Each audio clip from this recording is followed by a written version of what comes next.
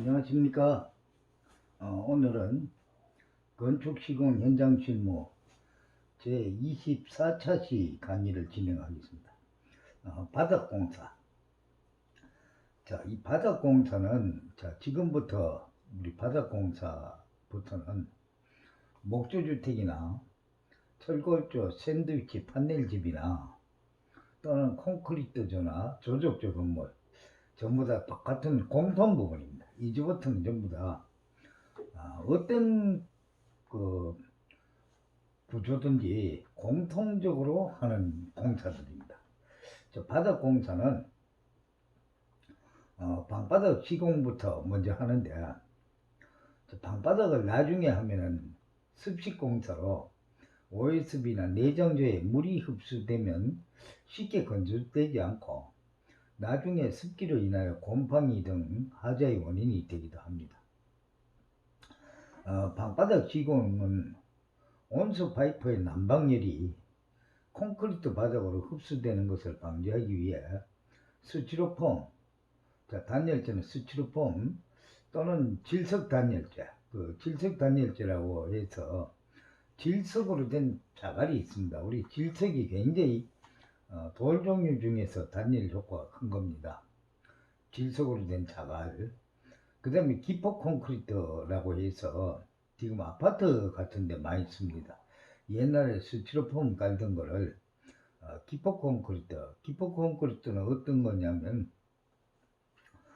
스모콘이라고 해서 시멘트에다가 알루미늄 분말을 섞게 되면은 우리가 밀가루에 그 빵을 만들 때 그 이스트를 섞어서 부풀게 하는 그런 효과를 가진 거로 단열 효과도 있고 또 층간소음 배약 억제를 할 수가 있고, 이 기포 콘크리트 중에 한 가지를 50mm 이상 바닥에 깔게 됩니다. 한 가지를. 이 중에서 단독주택에는 주로 스티로폼을 많이 사용하죠. 왜 그러냐면은 질석 단열재 자갈을 깔게 되면은 우리가 질통으로 인력이 저올려서 또 인부들을 해서 고르고 상당히 일이 많고, 스티로폼을 깔게 되면은 혼자서 뭐 한 10장 정도 들어다가 놓고 쭉 갖다 바닥에 펴놓으면 되죠. 펴놓으면 되는데, 그래서 일이 쉽고 가격이 싸기 때문에 방바닥 밑에다가 스티로폼 단열재를 많이 깝니다. 그 다음에 이제 그 단열재 위에 온수 파이프를 고정하기 위해 와이어 메쉬를 깝니다. 와이어 메쉬는 사급자재는 8번 철망으로 되어 있고 200이 200 간격으로 되어 있고 한 장은 1800에 1800인데 건조상에서 파는 게 크기가. 그 다음에 광급용 그 와이어 메쉬는 6번 철선, 그러니까 철사가 더 굵고 칸도 150에 150으로 이 칸으로 되어 있습니다. 되어 있는데 규격도 광급자재는 1200이 2400입니다. 규격도 여기 조금 잘못됐네, 그죠? 1200이 2400. 자, 그 다음에 온수 온돌 파이프를 철선으로 와이어 메쉬에 고정시키고 그 위에 차광을 난 뒤에 방통 고름몰타를 탓을 한다 그랬는데, 여기 보면은 사진에 보면은 스티로폼 위에 이건 제가 그 시공했던 현장인데 스티로폼 위에 비닐을 한 번 더 깔았어요. 이 사진을 보면 비닐을 한 번 더 깔고 그 위에 와이어 메쉬를 깔고 와이어 메쉬에 그 가는 철사 결속선을 가지고 온수 파이프를 고정을 했어요. 이게 사급자재 200, 200 간격입니다. 간격으로 되는 건데, 광급자재는 요 칸이 150에 150이란 거죠. 자, 이게 왜 그러면은 와이어 메쉬를 까느냐. 와이어 메쉬는 어떤 사람들은 방바닥에 미장해 놓은 몰탈이 균열이 되지 않게 까는 줄로 착각을 하는데, 이거는 균열하고는 상관없고 단순히 온수 파이프를 고정을 시키기 위해서, 이 고정이 안 되면은 고름 몰타를 탓을 할 때 움직여 버리죠. 파이프가 좀 온수 파이프가 움직여서 간격이 안 맞아집니다. 자기 마음대로 움직여 버리니까 그걸 방지하기 위해서 고정을 시키기 위해서 가는 겁니다. 우리가 잠깐 그 칠판을 한번 보면은 보통 마당이나 이런 데 콘크리트를 칠 때 바닥이 이렇게 있으면은 와이어메쉬를 이렇게 깔아서 돌이나 이런 걸 갖다 이렇게 구워 놓고 와이어메쉬를 깔게 됩니다. 와이어메쉬를 깔게 되면은 이 와이어메쉬를 작업자들이 밟으면은 꺾어져서 땅바닥에 닿고 한쪽 끝이 위로 이렇게 올라와 버리고 이 눌러도 안 내려갑니다. 그래서 마당에 콘크리트 칠 때는 이걸 바닥에 깔면 안 돼요. 왜 그러냐 하면은 와이어메쉬가 바닥이 있으면은 콘크리트가 있고 3분의 2 지점 여기에 와이어메쉬가 들어가 있어야 돼요. 이렇게 여기 들어가 있어야 되는데 바닥에 들어가 있으면 이게 균열하고는 아무 상관이 없는 거예요. 그럼 이렇게 넣으려면 어떻게 하느냐, 콘크리트를 그대로 높이대로 타설을 하고 나라실에서 평활하게 만든 다음에 그 위에다 와이어메쉬를 깔고 장화 신고 밟아서 내리는 거예요. 밟아서 내리면 이 3분의 2 지점에서 중간점 위치에 와이어메쉬가 들어가면 균열이 방지가 되는 거예요. 근데 현재 우리 사진에서 보는 것처럼 방바닥은 바닥에다 깔았어요. 바닥에서 까는 거는 바로 균열 방지가 아니고 온수 파이프를 고정시키기 위해서 깔았다. 그 다음에 이 온수 파이프와 온수 파이프 이 간격은 300mm 이내가 되어야 됩니다. 현재 여러분들 사진에 보는 거는 와이어메쉬가 200짜리가 깔렸는데 와이어메쉬 한 칸에 하나씩 깔렸어요. 온수 파이프가. 그러면 이게 200 간격으로 깔린 거예요. 온수 파이프는 300 이내 간격이다. 그 300 정도 간격으로 하는 게 적당하고 지금 좀 많이 깔렸죠. 왜 그러냐 하면 너무 간격이 350이나 400 정도 되면은 온수 파이프 있는 데만 따뜻하고 나머지 바닥은 찹니다. 차고 그 다음에 온수 파이프를 좀 많이 깔면은 간격을 좁히면은 방바닥이 좀 더 빨리 따뜻해지고 골고루 더워지겠죠. 그런데 이제 파이프가 많이 들어가겠죠. 많이 들어가고 또 파이프가 많이 들어간다고 해서 방바닥 중간에서는 온수 파이프는 연결을 하면 안 됩니다. 이음부가 있으면 안 돼요. 왜 그러냐면 냉수 파이프는 중간에서 연결을 해도 상관이 없는데 온수 파이프는 보일러를 사용하지 않을 때는 찬물이 되고 보일러를 사용할 때는 뜨거운 물이 되고 수축이 자꾸 되면은 그 이음부에서 물이 새게 됩니다. 그래서 절대로 온수 파이프는 방바닥 속에서는 절대로 이음부를 주면 안 된다. 그 다음에 요 위에다가 이제 차광막을 덮는다고 했는데 차광막은 밑에 사진 보면 차광막을 덮었어요.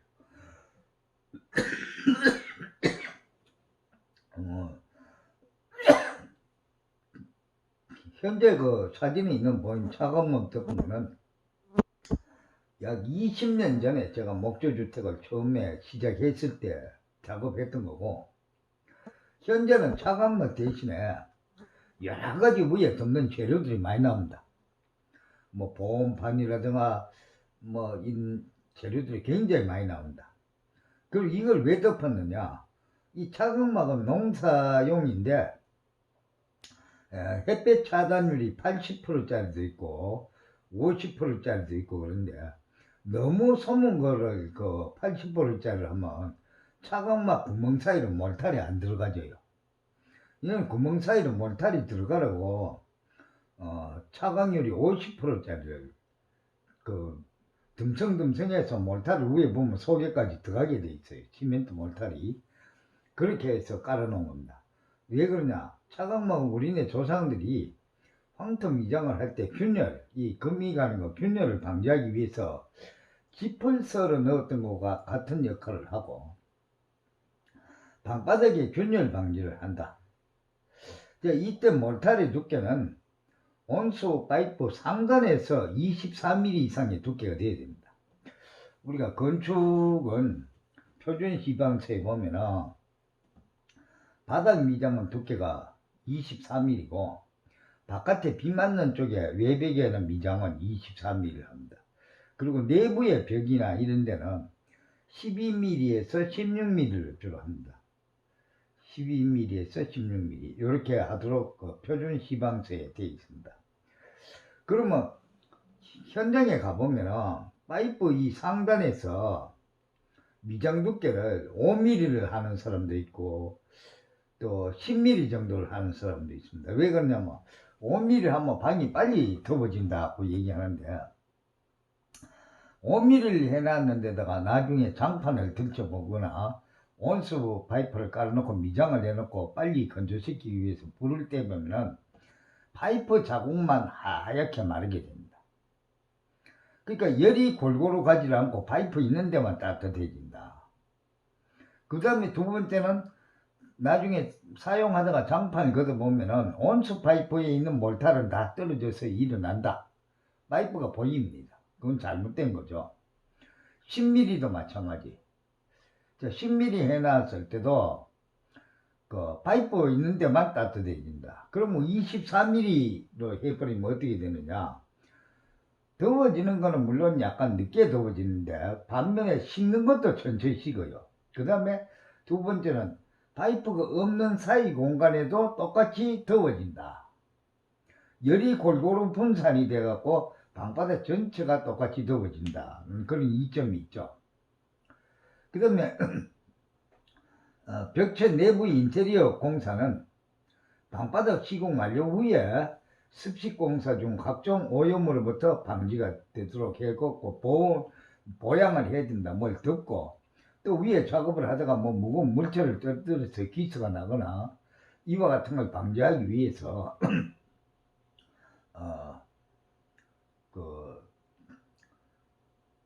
보양을 해야 됩니다. 보양을 해야 되고 그 다음에 이제 방바닥 몰타를 치는 걸 갖다가 우리가 방통시공이라고 합니다. 방통시공이라면은 방바닥 몰타를 치는 겁니다. 시멘트 몰타를 갖고 발라면 이제 이렇게 발랐죠. 자, 방통 시멘트 몰타의 두께는 온수 파이프 상단으로부터 24mm로 한다 했는데 우리가 사실은 온수 파이프 상단에서 두께가 24mm고 또 파이프 사이에도 몰탈이 다 들어가고 그러면 이 양이 굉장히 많아요.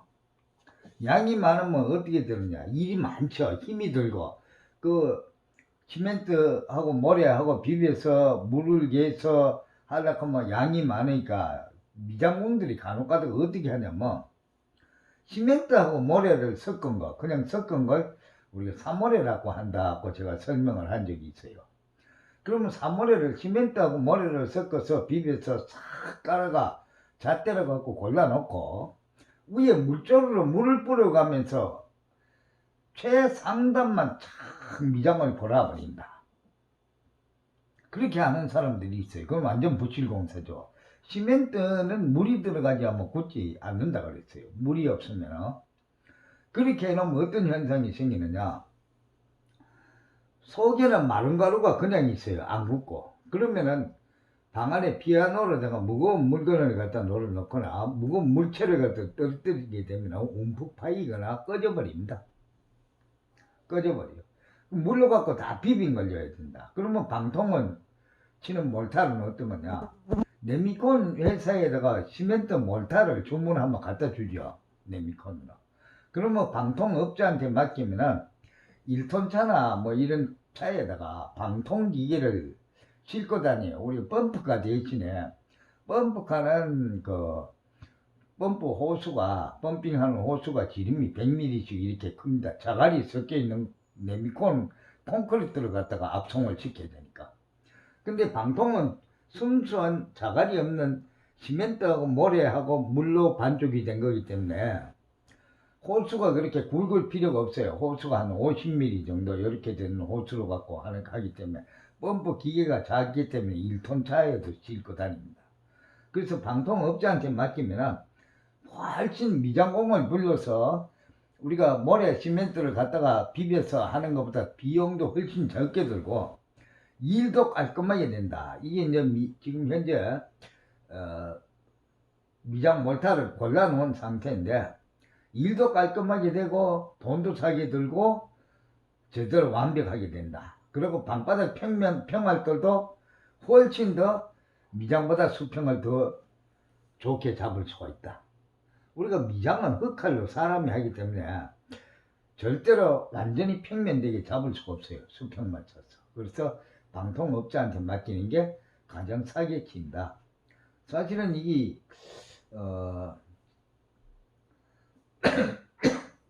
업자한테 맡겨도 돈이 그렇게 많이 들어가는 게 아닙니다. 30평 방통 치는데 지금 아마 한 7, 80만원 정도 치면은 들면은 다 할 수 있습니다. 그 다음에 방통공사를 완료한 다음에 우리가 단열공사를 한다. 이제 목조주택이죠. 이거 단열공사를 한다. 자, 이 방통공사를 하고 나니까 방바닥을 몰타를 치고 나면은 목조주택에 이 각재 3개가 깔렸는데 거의 상단하고 맞도록 쳐집니다. 자, 그 다음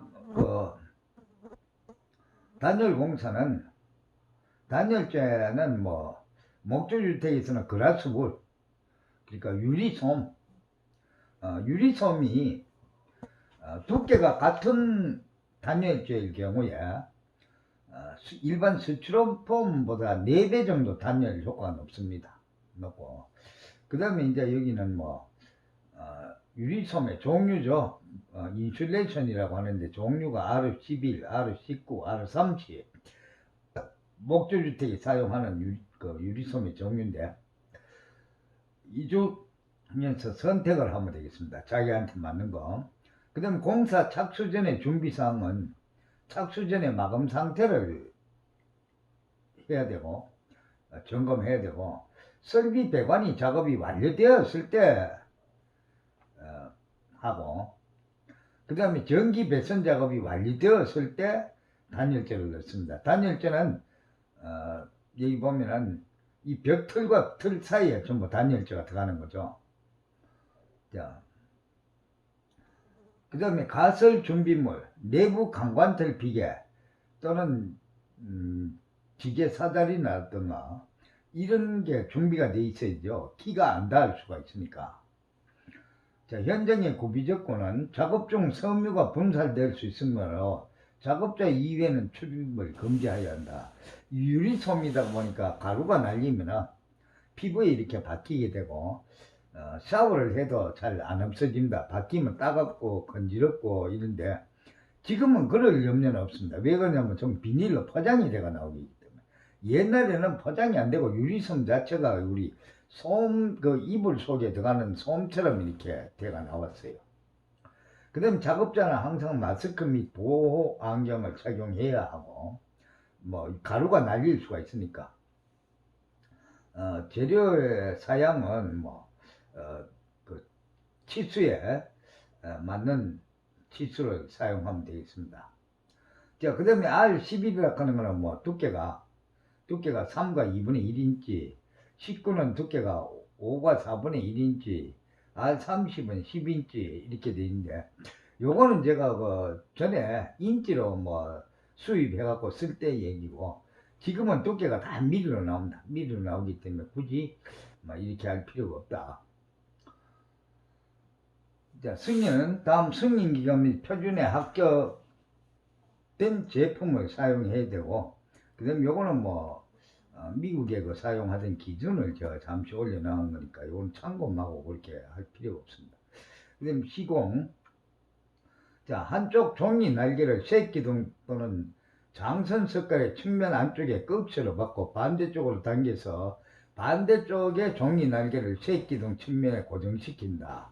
이때 햄머 스테이플, 그러니까 망치로 툭툭 때리면 타카처럼 핀이 스테플러 된 것, D자로 된 핀이 나와서 꼽히게 되어 있습니다. 그래서 어떻게 고정시키냐면 여기 보면은 이쪽에 한쪽 끝단에 목재 있는 데다가 받고 또 이쪽을 바짝 당겨서 이 지금 비닐 위에 쌓였죠. 종이에 쌓여서 가루가 안 날리도록 되어 있습니다. 그래서 이쪽은 반대쪽으로 당겨서 각재에다 박아갖고 흘러내리지 않게 고정을 시킨다는 얘기입니다. 그 다음에 단열재와 그 위에 설치될 벽 덮개 사이에 19mm의 공간이 남도록 한다. 각재 두께가 우리가 2x6를 쓰게 되면 단열재를 집어였을 때 19mm 정도 각재가 더 커야죠. 공간이 남도록 한다. 단열재 종이 날개는 10인치, 20인치, 그리고 25에서 50cm 간격으로 꺽쇠를 박아서 고정시킨다. 꺽쇠라는 게 이제 D자로 된 스태프를 얘기합니다. 그 다음에 요즘은 최근에는 플라스틱을 된 가이드라는 게 나와서 단열재 측면에다가 이렇게 고정을 시키도록 되어 있습니다. 되어 있고. 그 다음에 또 한 가지는 우리 외부에 그 OSB 부착할 때 바깥에서 64타가를 써갖고 밤송이처럼 안쪽으로 이렇게 쏘놓는다 그랬어요. 거기다 이렇게 꼽아 놓기도 하고. 그 다음 단열재는 야무지게 채우는 것이 관건이며 요 사이 단열재는 전부 비닐이 밀봉되어서 나오기 때문에 가루가 날리는 거를 크게 염려 안 해도 된다. 단열재를 쇠기둥 또는 장선, 석가래 사이에 끼워 마찰력으로 고정을 시킨다. 그러니까 장선 사이에는 석가래 사이도 목재와 사이에 단열재를 끼웁니다. 자, 왜 스티로폼을 안 끼고 인슐레이션을 끼우냐면 스티로폼은 아무리 칼로 갖고 커팅을 잘하고 안 그러면 열선 커팅기로 커팅을 잘해도 이 틈이 생기게 돼 있다. 각재와 각재 사이에 그 잘라서 있기 때문에 틈이 생기게 돼 있다. 그 그라스볼 단열재는 입을 솜처럼 생기기 때문에 그냥 밀어 여면은 겹쳐지면 지더라도 꽉 밀려서 들어가기 때문에 틈이 없다. 그래서 단열재와 그 위에 설치될 벽덮개, 그러니까 안쪽에 박을 OSB를 얘기합니다. 19mm 공간이 정도 남도록 해야 돼. 차후에 단열재가 흘러내릴 것을 대비하여 외벽에 OSB 부착 시에 64타가로 OSB 바깥쪽에서 안쪽으로 타가 못을 군데군데 박아두었다가 인슐레이션 단열재를 타가 핀에 꽂혀 있게 하기도 하는데, 이제 이거는 시간이 오래 가면서 솜처럼 생긴 게 밑으로 흘러내릴까 봐 그래요. 흘러내린 걸 방지하기. 흘러내려 보면 그 부분이 단열이 안 되겠죠. 그 다음 단열재 시공 후에 전기 설비 배관 및 급수 설비 완료 후에 내부에 OSB를 부착합니다. 이때는 타가로 부착합니다. 내부 쪽에는. 자, 바깥쪽에 할 때는 우리 구조체 보강 공사이기 때문에 아이언피스, 나사못을 30cm 간격으로 박아서 고정을 시킨다. 근데 내부 쪽에는 타가로 박아도 된다. 그 다음 내부 목공사, 단열재 시공 후에 전기 설비, 위생 설비 완료 후에 OSB 부착 후 석고보드나 원목 내장 공사, 화장실 공사를 완료하고 도장 및 도배장판 마감 공사를 한다. 자, 우리가 항상 단열재가 다 들어가고 전기가 끝나고 설비 수도 배관 공사 끝나서 때 OSB를 붙인다. 우리가 바깥 안쪽에 OSB를 붙여보면 전기도 할 수 없고 수도 배관도 할 수 없고 다 할 수가 없겠죠. 그 다음에 OSB는 구조체 보강용이기 때문에 안쪽에서 OSB를 부착하고 난 다음에 석고보드로 붙인다든가 원목 누바를 붙여서 내장 마감 공사를 합니다. 근데 어떤 공사업자가 제가 하는 걸 한번 본 적이 있는데, 구조틀을 세워놓고 바깥쪽에 OSB를 붙여놓고 단열재를 넣고 전기 설비라든가 위생 설비를 해놓고 바로 거기다 석고보드를 붙여서 석고보드를 2겹 붙여서 마감을 하더라. 이 석고보드라고 하는 거는 여러분들 아시다시피 발로 툭 차면 깨지죠. 이게 옆으로 목재가 비틀림이 생긴다 그러면 석고보드가 깨져버려요. 깨져서 부스러지지 구조체를 보강해 줄 수 있는 역할을 할 수가 없다. 그러니까 목조주택은 내부 쪽에도 무조건 OSB를 부착하고 난 다음에 OSB 바깥에다가 석고보드를 붙이든 안 그러면 원목 누바를 붙이든 마감재를 붙여야 한다는 거죠.